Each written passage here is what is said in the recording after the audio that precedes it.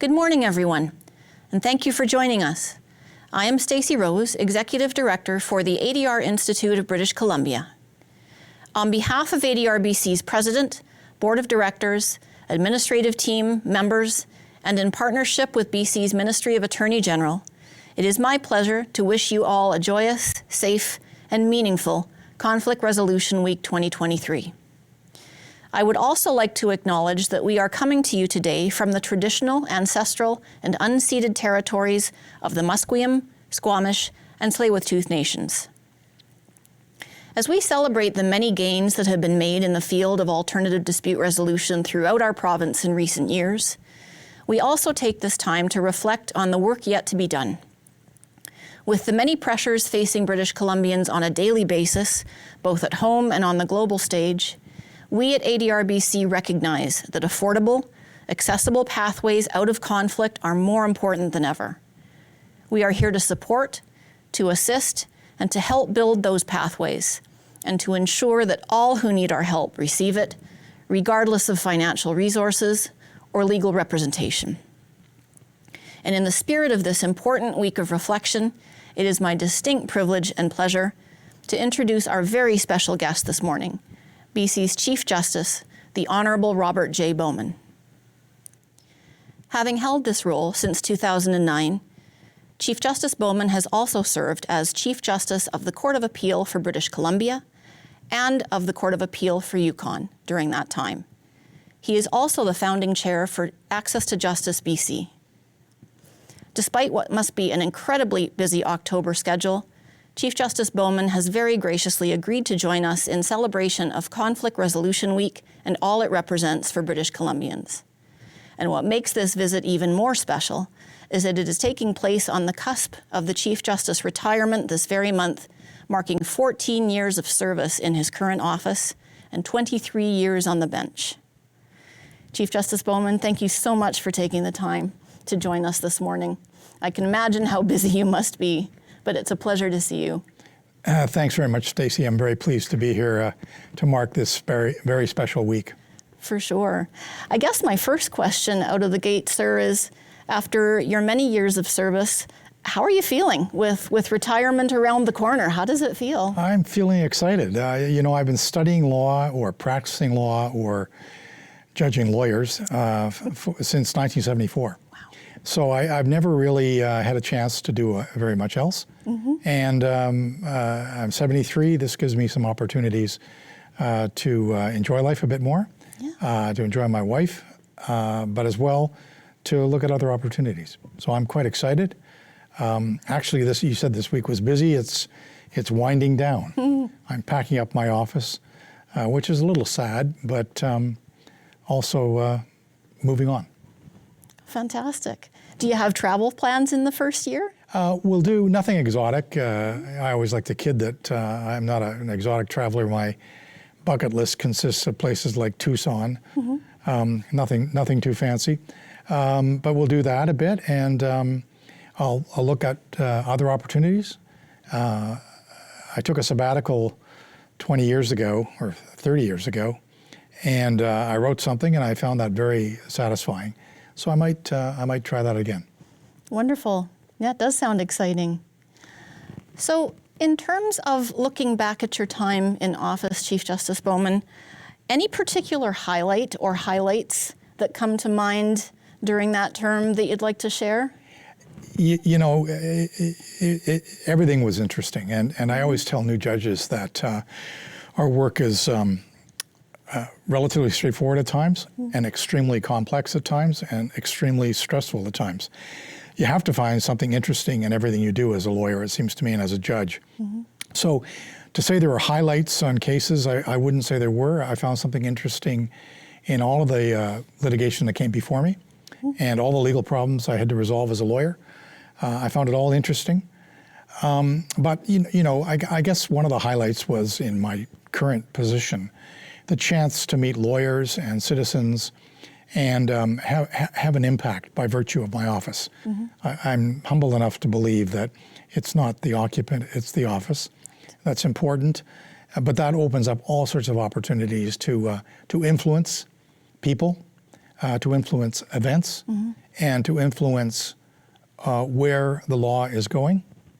And that's a very rewarding, challenging, and self-satisfying position to be in. For sure.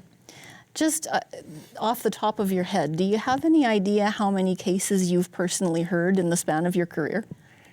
No. I gave advice to clients for 21 years, varied kinds of problems. I represented clients in front of various tribunals over the years, and I've had a myriad of different kinds of cases as a judge. Judges in British Columbia are primarily, generalists, so we get a chance to do a bit of everything, which is one of the attractions of the job. But as well, I can appreciate from the point of view of some lawyers, they would prefer if we were a little more specialized. Nevertheless, I've had an opportunity to do everything from murder to mayhem to constitutional cases, to simple family cases, to simple fender benders that had untold impacts on the individuals involved. It's just been a lot of different kinds of legal problems that I've enjoyed trying to resolve. Wonderful. And a lot of learning about various aspects of life and industry, I'm sure. Absolutely. You get a chance to be a mini expert or a pseudo expert in so many areas for about a half hour. Yeah. And then you forget it all because there simply isn't room enough to remember it all. But the variety is endless, and that keeps us all interested. The coffee table in the Court of Appeal is an interesting place as we go around the table and talk about what everyone's doing that day, the cases they're hearing. And it's just amazing what the variety is. I can well imagine. Fantastic learning. Thank you, sir. So on the heels of that, Chief Justice Bauman, you mentioned challenges. Anything stand out for you on that side of the table in terms of particular challenges, albeit a particular case or just a function of your role? Any particular standout challenge or challenges that you've had while in office that you'd care to share? Sure. On the cases, of course, the high-profile criminal cases and family cases were extremely stressful, and they stand out. They take a bit of something away from you every time. But speaking generally, challenges include, of course, maintaining the trust the public has in our institution. And that's something that all our institutions are facing today, are challenges in that regard from citizens who no longer simply take our word for it that we are doing the right thing. They're holding us to account, and maintaining that public trust and regaining it in some cases has been one of the biggest challenges we've had, and one of the most important that we can confront. As well, and in the way of challenges, allowing people or giving people real, meaningful access to the legal system generally in British Columbia and in Canada is a huge challenge. It's probably the biggest challenge all of us, all legal professionals and those who practice in the area face. Yeah, for sure. And with such diverse cultural society in our province, that would add a whole other layer to that challenge, I'm sure. Yes, and that introduces the further challenge that we're also confronting today, and that is ensuring that those in positions of power, those in positions of authority, reflect the diversity of our community. Yeah, for sure. Thank you, sir. No, that's really interesting insight. And in terms of the more recent years in British Columbia that we've experienced, of course, our society at large, and aside from the practice of law and dispute resolution, BC's undergone some pretty serious upheaval and challenges societally, financially in the last few years. After COVID started it, and with economic pressures. And of course, we've also had some sweeping changes in our provincial legislation, the vast change to personal injury law in the area of motor vehicle compensation. Drawing on all of that dynamic change, what advice do you have for ADR and legal practitioners now as we're coming out of the pandemic, but there are all of these other socioeconomic pressures on folks. What's your advice to us in the dispute resolution field in terms of navigating that environment? First of all, when I started out in the 60s and 70s, things stayed the same for a long time. And the one truth today is that nothing stays the same for any length of time. The speed of change is incredible and daunting and challenging and a source of opportunity. So I say we have to be alert to the fact that nothing's going to stay the same. Yeah. To think about where it's going and get there first if you can, but most of all, to be resilient in accepting the challenge that change brings. And I think we demonstrated that with COVID. We never faced anything quite like that. We haven't faced a war in our generations. The last few generations have not faced real war that we've been intimately involved in. But we had a bit of a war there, and a wartime type of atmosphere prevailed. And we all had to innovate, and we had to draw on our common sense and our inner resources. And I think we did, as a society, a really good job. And we all found out that, hey, we can survive. Now we have climate change. Now we have artificial intelligence. Now we have the resurgence of COVID. Now we have any other number of challenges, Russia and Ukraine, China. But the fact is, we know things will change. I think we have the confidence as a society to say we know that's happening. We know we have the resources personally and as a society generally to meet those challenges. So let's get out and do it. Yeah. No. So that's why I say, for all the pessimism that those events might cause or might create, I see them as a reason for optimism from the point of view of the opportunities they present to young people with energy. For sure. Yeah.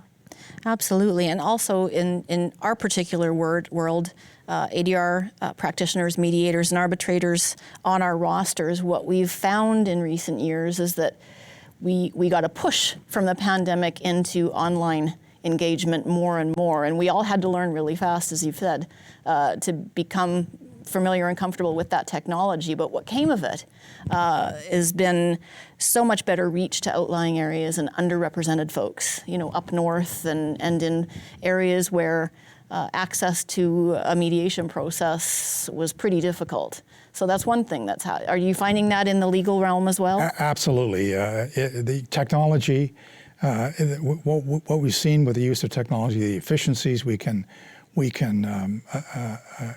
adopt as a result of our access to technology are incredible. My frequent flyer points have suffered, but the fact is we can bring more to bear in a virtual meeting now in an incredibly short period of time. It's absolutely incredible the kind of work we can get done from our offices. The challenge, of course, is not leaving anyone behind. We've heard we've heard about the digital divide, the people in our society who don't enjoy access to technology that we do. So we can't leave them behind. But at the same token, by the same token, we've got to take advantage of technology now and even more aggressively in the future. Yes. Because therein lies efficiencies we've never been able to realize before. For sure, yeah. Exciting times, but it's almost impossible to predict what we're going to look like in another 3 to 5 years. Absolutely, and if you throw into the mix the reemergence, the reascendancy of Indigenous legal orders and Indigenous governments and Indigenous societies, my goodness, we live in a time of endless challenge and opportunity. But also a lot of richness and information. Absolutely. Yeah, we will be a richer society in the result. I love the name of the week, conflict resolution, as opposed to conflict maintenance. Resolution's a good word. Absolutely. And we're going to see resolution on so many fronts in our society in the next 20 or 30 years. Yeah, it's exciting. Thank you, sir. Good time to retire. For sure. So the next person to take on this role, the Chief Justice of British Columbia, and its attached responsibilities, If you can pick one piece of advice to give the incoming Chief Justice who assumes the office, what might that be? Humility, be humble, be yourself, listen, and remember that the office carries with it great authority, much greater than perhaps most of us deserve. You automatically become listened to, and so you must choose your words carefully. And I think listening an awful lot before acting is a very important part of the job. Sure. And don't use superlatives like critical or crisis or things like that, because people will take you seriously. For sure. Yeah, no, important words for sure. Thank you, sir. And I guess finally, British Columbians at large, the folks that we serve in our roles in dispute resolution, any thoughts for British Columbians looking ahead in light of where we are, how far we've come, and the challenges we're all facing? You know, there's a disturbing, and we've seen it perhaps to the south of us more than here, but we see it here too. There's a disturbing mistrust of people in authority, of institutions generally, and to the extent it's deserved, fine, but to the extent that it's unreasoning, and marked by ignorance, if it is, we've got to get around that. We've got to realize that as a society we have some of the strongest institutions in the world. They can be improved. We want to listen to true reformers, but the fact is some of the polarization that's been going on in our institutions and our society generally is discouraging, and there's a real need for reasoned civil discourse amongst thinking Canadians. Yeah, wonderful. Thank you for that thought, sir. And now I'd like to invite ADRBC's President, Bryn Hamilton. Chief Justice Bauman, Bryn would like to present you with a small gift on behalf of ADRBC, our stakeholders, our members, our board, and the Ministry of the Attorney General. Thank you so much in light of your years of service, and have a wonderful retirement, sir. I very much appreciate it. I love plaques with my name on it, but and this one will have a proud place in my new library at home. At home, perfect. Thank you very much, and keep up the good work. Yes. It's wonderful, and I may be getting into your business. Excellent. Love to have you. Thank you. I'll take some courses first, though. Wonderful. Thank you again, sir. Thank you. And thank you all for joining us today. Happy Conflict Resolution Week, and take good care.